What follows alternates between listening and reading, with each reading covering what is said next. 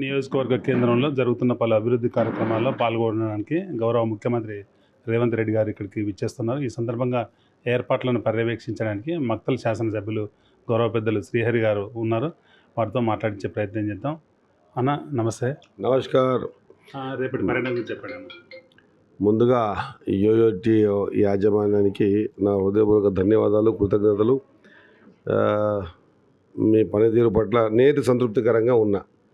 రెండవది, రేపు నాన్పేట్ జిల్లా హెడ్ క్వార్టర్కి మన ప్రియత ముఖ్యమంత్రి రేవంత్ రెడ్డి గారు రాబోతూ ఉన్నారు.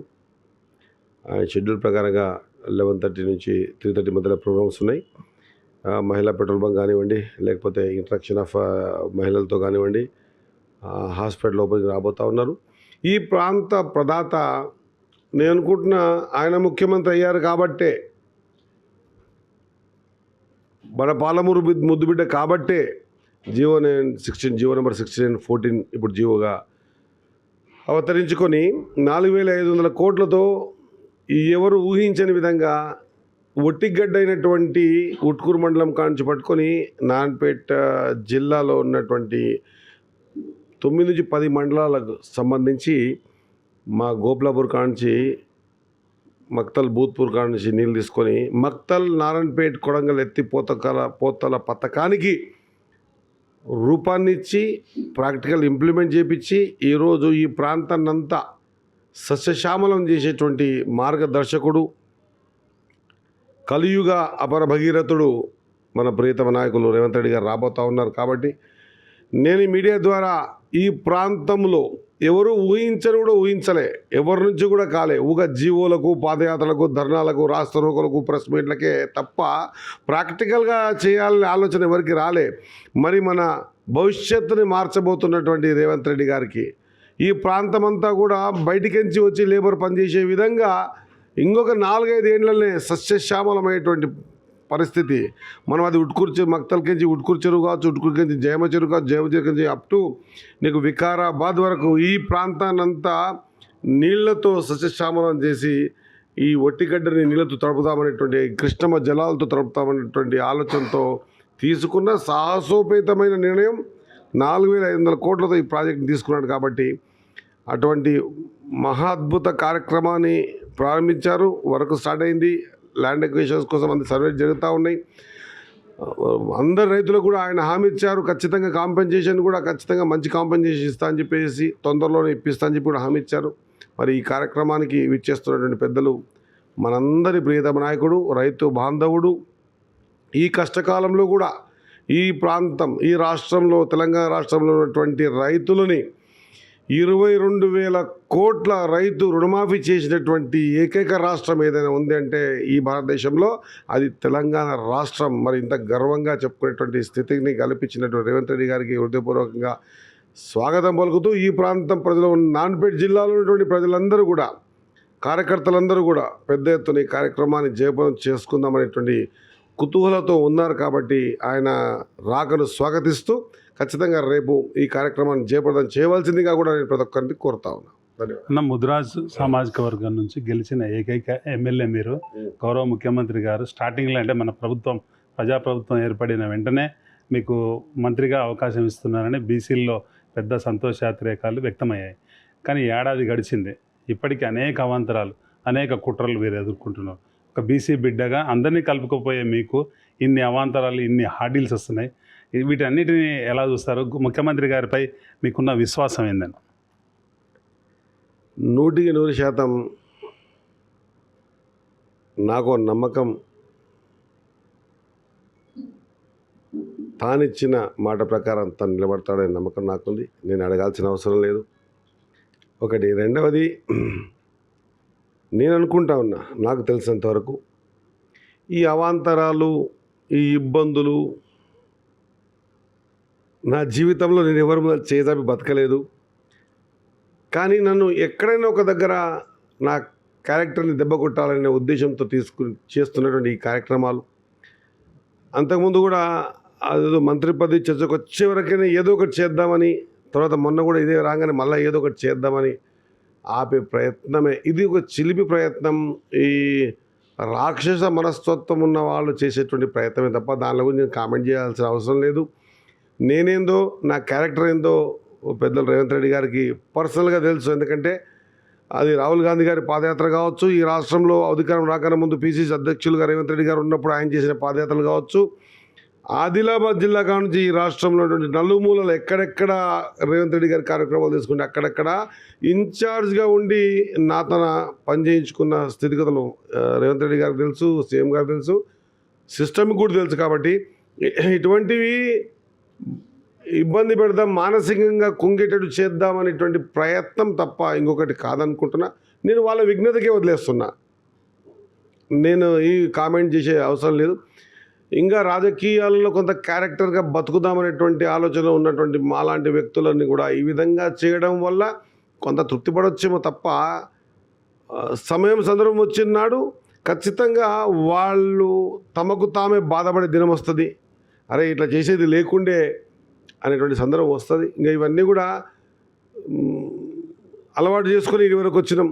ఈ 30 సంవత్సరాల రాజకీయ జీవితంలో ఇట్లా 1,00,000 అవమానాలు ఇట్లా జరిగిన తర్వాతనే ఈరోజు ఈ ప్లాట్ఫామ్ మీద ఉన్నాం. కాబట్టి ఇంకా మారుతారని అనుకుంటున్నాం మా ప్రాంత ప్రజలు. ఇంకా మారలేదు.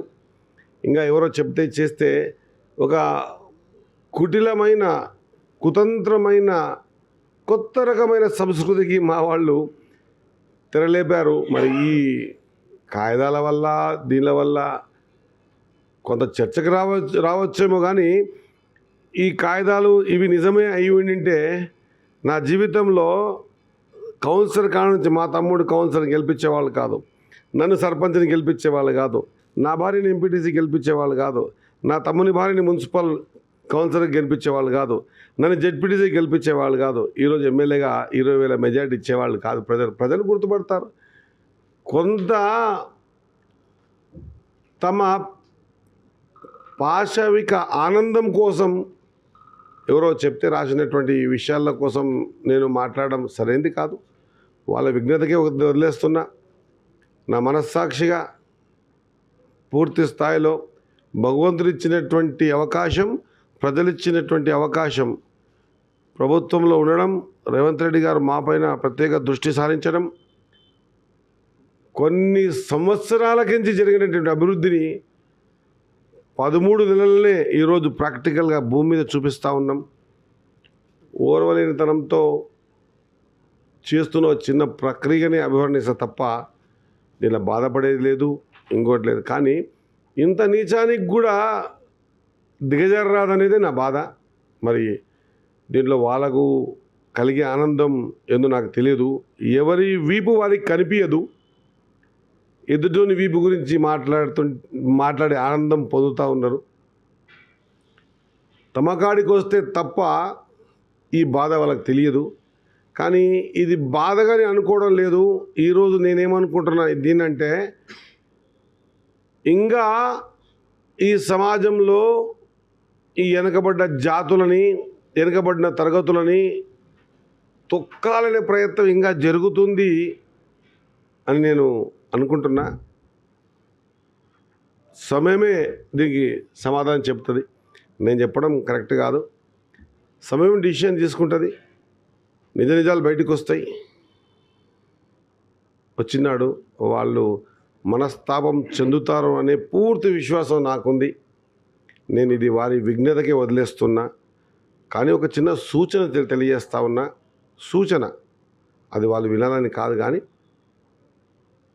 ఇంకా ఈ భూమి మీద కొంత విలువలతోన బ్రతుకుదామనేటువంటి వ్యక్తులు మిగిలి ఉన్నారు. కాబట్టి ఇంకా గౌరవాలు, పద్ధతులు నడుస్తూ ఉన్నాయి. ఎక్కడ దెబ్బ కొడితే వీడు కుంగిపోతాడు అని చూసి మరి ఇంత చీప్గా దెబ్బ కొట్టే ప్రయత్నం చేయడం వల్ల వ్యక్తిగా నాకు ఇబ్బంది లేదు. కానీ వ్యవస్థలో అరే నీ అమ్మ గంత చేస్తేనే ఏం కాలేదప్ప మనకెందుకు అని వ్యవస్థని కూడా మనము స్పాయిల్ చేసిన వాళ్ళం అవుతాం అనేటువంటి బాధ అయితే నాకు అనిపిస్తూ ఉంది. నిజంగా కూడా దీని విషయంలో స్పందించకపోవడమే కరెక్ట్ అనిపించి నేను గప్పుకున్నా. మంచి సంస్కృతి అయితే కాదు. ఇంకా అవమానాల విషయం అంటే ఇటువంటి అవమానాలు 30 ఏండ్ల కిందికించే అవమానాలు పడ్డందుకే రాజకీయాలల్లో సేవ చేద్దామని వచ్చినాం. అవమానాలు అలవాటు పడ్డాయి. ప్రజల తీర్పే శిరోధార్యం కాబట్టి అల్టిమేట్గా వాళ్ళు తీర్పిచ్చారు, నన్ను పనిచేయమన్నారు. 5 సంవత్సరాలు పనిచేస్తున్న ఆ ప్రోగ్రెస్ రిపోర్ట్ 5వ సంవత్సరం ఇగో మీరు నన్ను గెలిపించినందుకు చేసి చూపించిన గిద్యం చూపించి ఆ రోజు ప్రజల మధ్యలోకి పోతా. ఇటువంటి దాగుడు మూతలు ధైర్యం లేక ముందుకొచ్చి అడగలేక గ్రూపులలో పెట్టి ఓ పాశ్చవిక ఆనందం పొందుతూ ఉన్నారు తప్పించి ఇంకొకటి కాదని నేను అనుకుంటున్నా. ఇక వాళ్ళు అట్లే ఆనందం పొందాలనుకున్నప్పుడు మేము ఆపలేము. అల్టిమేట్గా నేను భగవంతుని నమ్ముతా. ఒకటి, ప్రజల మీద విశ్వాసం ఉంది. నాకు ఇచ్చిన పనికి ఇటువంటి ఎన్ని ఆటంకాలు వచ్చినా ఆ అభివృద్ధి కానీ, నేను చేస్తున్న పని కానీ, నా నడవడికలు కానీ, నా ఆలోచన విధానంలో కానీ, నేను ఏదైతే ఫ్రేమ్ చేసుకుందానో మక్తల కోసం ఆ ఫ్రేమ్ వర్క్లో కానీ ఎక్కడ కూడా వెనకడుగేసే ప్రసక్తే ఉండదు అని నేను నమ్ముతున్నా. ఇటువంటి చేయకపోవడం వల్ల సమాజంలో బయట వ్యక్తులు నా గురించి చర్చ కంటే ముఖ్యంగా ఇంకా గిట్లా వంటి పనులు కూడా చేస్తారా, ఇంకా చేసేవాళ్ళు ఉన్నారా అని వాళ్ళ గురించి ఎక్కువ ఆలోచన చేస్తూ ఉన్నారు. కాబట్టి అది వారి విజ్ఞతగా వదిలేద్దాం. మన పని మనకుంది. ఇంకా 3 సంవత్సరాల 11 నెలలు ఆ చేతిలో ఉంది. ఎంత చేయగలుగుతాని రాత్రింబహులు అదే ఆలోచన పనిచేస్తూ ఉన్నాం. ఖచ్చితంగా మక్తల్ రూపురేఖలు మారబోతూ ఉన్నాయి. మక్తల్ నియోజకవర్గ రూపురేఖలు మారబోతూ ఉన్నాయి. ఈ 2023లో గెలిచిన మేము 2028 వరకు చేసిన పని ఏందో ప్రతి ఇంటికి ప్రోగ్రెస్ రిపోర్ట్ లాగా చూపించేటువంటి విధానాన్ని ఎంచుకున్నాం. ఆ పని మీద ధ్యాస పెట్టి ముందుకు పోతాం తెలియజేస్తాం. నమస్కారం. Thank you. ఇది మక్తల్ శాసనసభ్యులు గౌరవ వాకిటి శ్రీహరి గారి ఒక ఒపీనియన్. ఇటీవల కాలంలో తనపై జరుగుతున్న అసత్య ప్రచారాలకైనా పూర్తిగా చెక్ పెడుతూనే ఇలాంటి ప్రయత్నాలను ప్రజలు ఎక్కడ హర్షించారని, ప్రజాస్వామ్యంలో ఇటువంటివి ప్రజలు ఎక్కడ కూడా తిప్పికొడతారని, తనకు ముఖ్యమంత్రి గారిపై మరియు ప్రజలపై అపారమైన విశ్వాసమే ఉందని, ఈ లెటర్లు తనని ఏమీ చేయలేవని స్పష్టం చేస్తూనే దీనిపై పార్టీ చూసుకుంటుందని, ఎక్కడ కూడా తాను కానీ తన కేడర్ కానీ దీనిపై ఎలాంటి అయోమయానికి గురి కావద్దని ఆయన స్పష్టం చేస్తున్నారు. ఇది ఇక్కడ పరిస్థితి.